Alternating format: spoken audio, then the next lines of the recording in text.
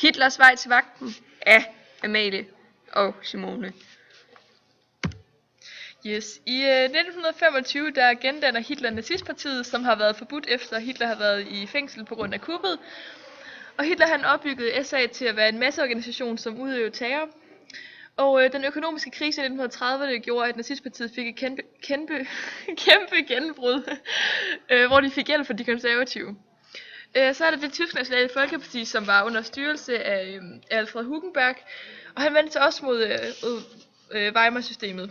Og Hugenberg han havde så set, at Hitler han var langt bedre end ham selv til at tale til folket, hvilket så gjorde, at de dannede en alliance, og NSDAP, Nationale Socialistiske Deutsche Arbejderpartei, fik økonomisk støtte og for eksempel adgang til medier, hvilket gjorde, at de udrettede målrettet propaganda, som appellerede til en stærk nationalisme hedder det. Yes. Og årsagen til den her propaganda, det mente de så, at det var Versailles-traktaten, udlandet og jøderne, som de var dybt imod. Og deres sådan, mission, det var at skabe mest mulig politisk uro, fordi de ville have en stærk national autoritær ledelse. Og det her, det lykkedes så partiet. Ja. I 1932 så er der rigskanteren von Papen, som regerer centrum. Han søger samarbejde med Hitler, og ham her Hugenberg, han vil have han vil have parlamentarisk støtte til sin regering, og som gengæld så udskriver Papen sig valg og ophæver forbuddet mod SA, hvilket så gør, at nazisterne de får en kæmpe sejr på grund af ophævelsen.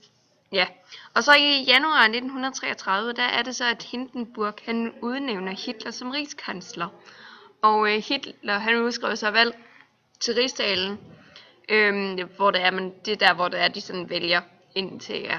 Og der bliver så fremlagt et lovforslag om, at den lovgivende magt lægges i regeringens hænder. Og der er det jo så heldigt, at loven den bliver vedtaget, så nazisterne de har simpelthen en mega god mulighed for at have en kæmpestor magtovertagelse her, og det bliver så også en kendsgerning senere.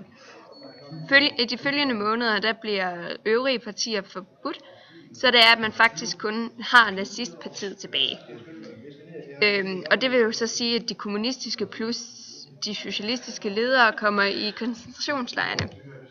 I 1934 der er det så, at Hindenburg han dør, og så er det jo, at alt magten den bliver overdraget til Hitler. Og så er det jo så, at Hitler han så bliver Tysklands enerådige fører. Og han afskaffer så fagforeningerne, de slås sammen med arbejdsgiverne, og de bliver slået sammen med arbejdsgiverforeningen og i en organisation. Og den bliver så statsligt kontrolleret, så det er igen Hitler, der sådan får det hele. Og det bliver så skabt, altså alt det her, det bliver så lavet til en førerstat, som der man har det i Italien med Mussolini i spidsen. SA bliver så et problem for Hitler, og det vil Hitler jo selvfølgelig gøre noget ved.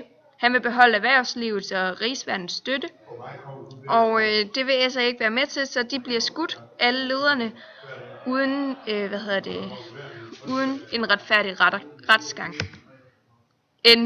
Sig heil.